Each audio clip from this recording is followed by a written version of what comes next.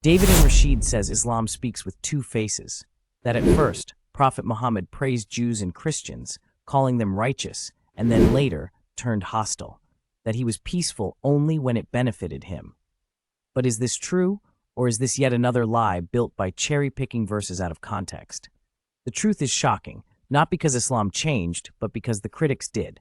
Let's play their clip, and then let's respond with undeniable truth. 262, he says, indeed, those who believed and those who were Jews or Christians or Sabaeans before Prophet Muhammad, those among them, they add the addition into the translation. I'm going to skip the addition. Those who believed in Allah and the last day and did righteousness will have their reward with their Lord. Means like all will be good. Christians, Jews, Sabaeans, all these groups will be good. Later on, things changed. And then he started in Baqarah, because Baqarah just lasted for, well, we explained earlier that the Quran is not one shot, a chapter. It's so many times it's expanded over periods. So a verse here, verse there, verse here, verse there. So Al-Baqarah, even the same chapter, 120 says something else. Never will the Jews or Christians be pleased with you. Well, I mean, it's the opposite. Until you follow their faith. Because they told him no. He was like, oh, they will never be pleased with me until I follow their faith. Say Allah's guidance is the only true guidance. And this is one of them. In Surah 5, O you who believed, do not take the Jews or Christians as allies, as friends. Do not take them as friends. And actually in Morocco, we always talked about Christians as Nasara. And if we want to insult somebody, if a mother is really mad at her kid, she will be, come here, you Nasrani, or you Jew, you Yehudi. So if she says to a kid, Yehudi, means like that's the worst insult he can get on his life.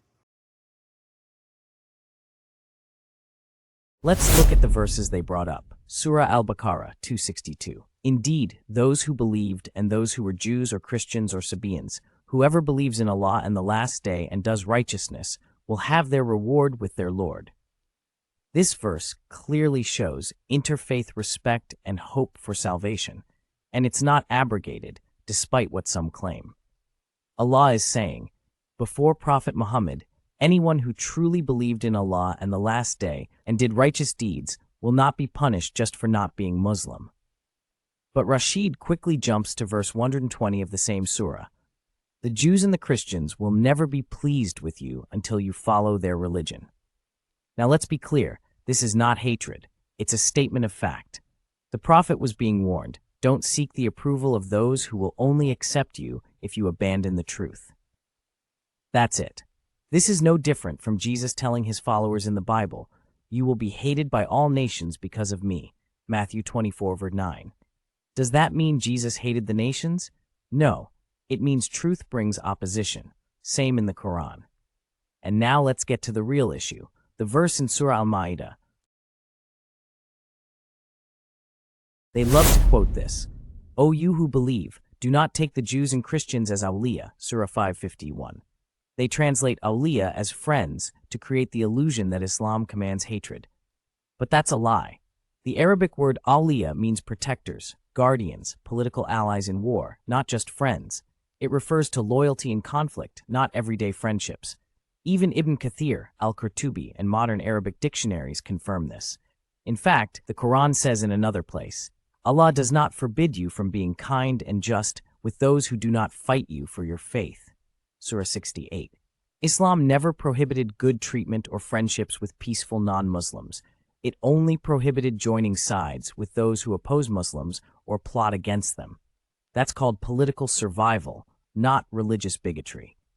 So no, the verse isn't about your Christian neighbor.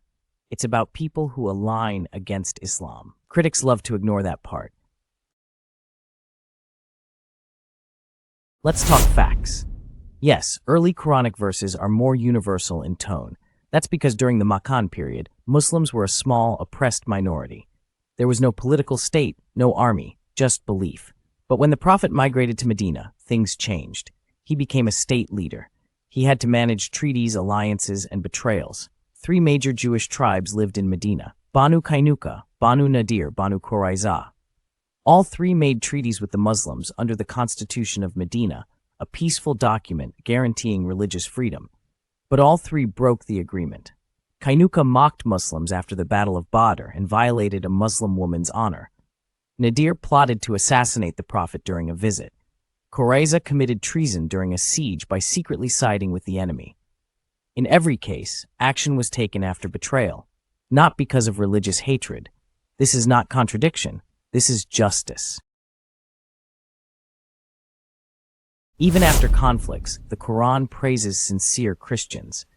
You will find the nearest in love to the believers those who say, "We are Christians."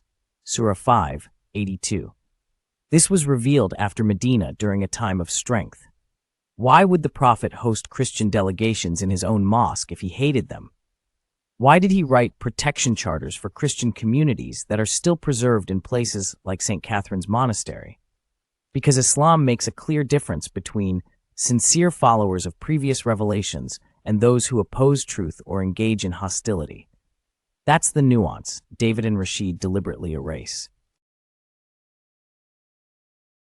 Ask yourself, if Prophet Muhammad, peace be upon him, was just using Jews and Christians until he had power, why did he continue praising sincere Christians like Najashi of Abyssinia, allow Christians to worship in his mosque, command Muslims to honor and protect churches and synagogues? Because the Prophet didn't change. What changed was the context, from peace to betrayal, and the Quran responded accordingly, just like the Bible did when Moses and Jesus faced rejection.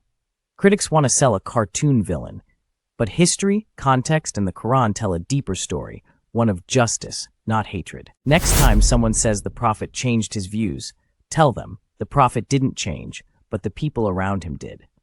Don't fall for cherry-picked verses and emotional manipulation. If you want more truth like this, hit like, share this video, and comment below. Expose the next lie. We're not just defending Islam, we're exposing falsehood, one lie at a time.